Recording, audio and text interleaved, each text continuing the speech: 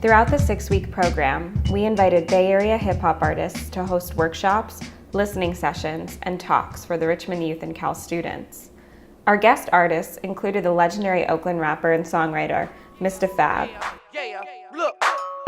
Hey man, it's your boy Fabby Davis Jr. of the Mac Pack, man. You know what I'm saying? Oakland MC and activist Doodat. Relax with the kid, as I try to depict exactly what the city is. Equal cross, sanctified, sacrilege, 100% real. And rapper-producer Kevin Allen, aka Irk the Jerk. Cup full of dark, I'm kinda buzzing. No cosign, I'm grinding, cussing. Rolling on my wrist, my time is coming. Here from the bottom, I ain't out for nothing. The flow got a halo right above it. Mastered the craft in the... For Aji, an aspiring rapper and beatmaker from Central Richmond, the experience of having a successful artist in the music industry listening to and enjoying her music opened up a whole new world of possibilities. But the one that really affected me the most is when Irk the Jerk came, and I was not ready just to put me on the spot like that and then have them play my song. And then it was the unfinished version too, so it was kind of life-changing. And then when Irk was like, oh yeah, that's a good song, that song go crazy, I'm like, okay. And it ain't even done yet, and he already like it. Can't wait till it's done. Just the experience and the knowledge they were able to share with us from firsthand experience, being in the music industry, you know, doing hip hop music, I thought it was definitely super valuable. You know, especially when, you know, Mr. Fab came and kind of just, you know, told about his experience being a songwriter, being himself an artist. Is work hard, you know, dedicate yourself to something, believe in something. And the best thing to believe in is believing yourself.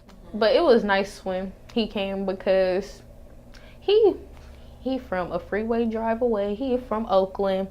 So for him to come to Richmond and then talk to the youth about how it was and how it's not easy and it just don't happen overnight in this music stuff, it was nice. It was great, you know. I really enjoyed that, and I know the students did as well, you know. Many of the Cal students point to a lyric writing workshop hosted by Doodat in the 4th week of our program as a true turning point in their experience of opening up to and connecting with the Richmond youth. Probably the lyric writing session. It was uncomfortable in the sense that these were like, this was real, that I wasn't in a lecture hall taking notes on some experience by some people that I've never met and never will. It was like they had all really crazy stories. I mean, this is like their real life, everyday sort of a thing. And I think I was partnered with Ashley. It just started after that because that's when I start opening more to that type of side and just letting my emotions out in that type of form. For like my work, it's just basically what I feel at the moment, or I just start writing and it just clicked. Oh, I thought you was gonna hurt me by doing that, but I knew you was a snake before when I first see you. My eyes never lie. It's all good though, cause my sight better than the love that you think you gave me. Wow, you are a rapper. It was still just like, none of this would have ever possibly happened to me growing up where I did. It was just a whole crazy brand new experience for me, listening to all their stories and what they've had to go through. Oh no, I liked that one, to be honest. The writing actually helped me. I didn't know I was gonna write a certain poem, so I was like, oh, okay. So it kind of helped me in a way, because I don't write all the time, so it was the first time that I did. I'm not singing it, it's a poem. A cold, pale world based on society, divided into sections but headed in the same direction. This little one's soul didn't know where she fit in till she met a fade soul, almost gone, blending in society. Met her, but no time to stay. Time passed over, and he drifted off. She felt sad, alone, angry. She had nobody, but time passed over. But in that time, she grew wisdom and independent, and a lone wolf because she knew she was the one, the imperfect girl.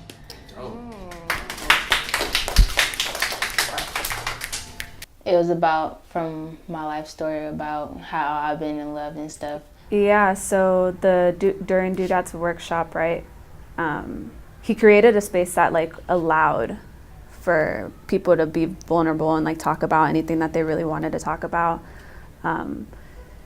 And I think I always have in my mind this desire to like want to show people that I am Mexican because that's what I identify myself as. And like I said, I struggled with it throughout my time in Berkeley. Like I feel like it's been kind of stripped.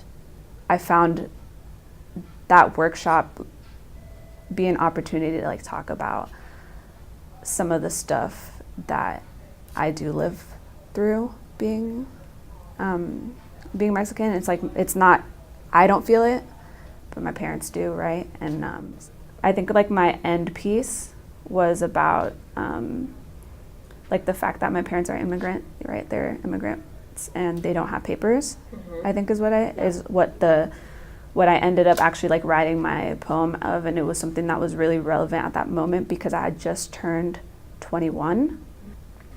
They wouldn't be able to get papers through like anyone else except for their kids who were born here, right? And so when I turned 21, it was an exciting time in her life an exciting time in my life because I felt like that was when I could give back to my parents, like, right? Like they cared for me and now I'm gonna be able to like give them papers, right? And when I turned 21 and they, you know, started like going to a lawyer, like, okay, my daughter's 21, like, can we start the process?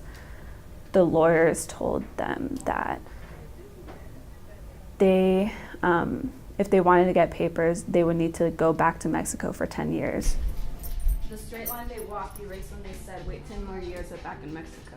Desperate for an answer, why'd they say there was a chance when the road ended where it started?